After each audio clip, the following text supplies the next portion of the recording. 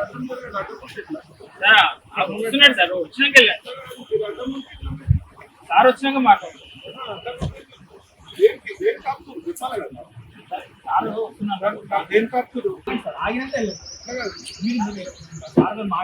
అందరి గురించి మేము హామీలు ఇవ్వలేదు, ఏం చేయలేదు, ప్రజలను మోసం చేసిన సర్కార్ నిలదీసి అభ్యర్థులుగా నిబంధన మీ బాధ నేను అర్థం చేసుకుంటా, కానీ మమ్మల్ని ఆపొద్దు. మొత్తం అడ్డుపడుతుంది. మేము పోరాటం చేసేది డిపార్ట్మెంట్ మీ అందరి తరఫున మేము పోరాటం, బీజేపీ పార్టీ పోరాటం చేస్తుంది. మరి మీరు మాకు అడ్డుపడితే ఎట్లా అండి? ఇట్లా ఉన్నది కథ. ప్రజల గురించి పోరాటం చేస్తుంటే ఇవాళ నిరసన తెలిపే ప్రయత్నం చేస్తుంటే మరి ఇవాళ పోలీసులు మమ్మల్ని పోకుండా అడ్డుపడుతున్నారు. నువ్వు బొట్టు పెట్టుకున్నావు,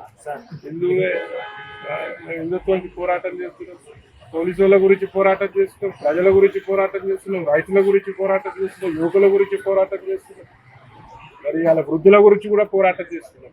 ఈ పోరాటం చేస్తుంటే మీరు అడ్డుపడుతున్నారు. మరి ఇది ఎంత మటుకు కరెక్ట్ అంటున్నా? ఇట్లున్నది రేవంత్ రెడ్డి గారి సర్కారు.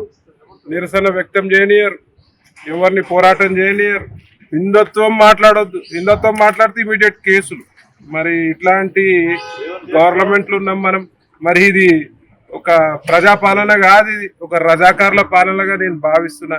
మరి ఎక్కడ పోయినా ఇలా బీజేపీ రాష్ట్ర నాయకులు అందరినీ కూడా రాత్రి నుంచే అడ్డుకొని మరి ఇలా నిరసన తెలియజేయకుండా గొంతు నొక్కే ప్రయత్నం ఈ రేవంత్ రెడ్డి గారు చేస్తున్నారని చెప్పి సందర్భం తెలియజేస్తూ, మీరు ఎంత నొక్కినా బీజేపీ ప్రజల పార్టీ, బీజేపీ వీటికి భయపడదు, బీజేపీ పార్టీ ప్రజల పక్షాన ఎంతకైనా తెగించి పోరాడుతుందని చెప్పి సందర్భంగా తెలియజేస్తుంది.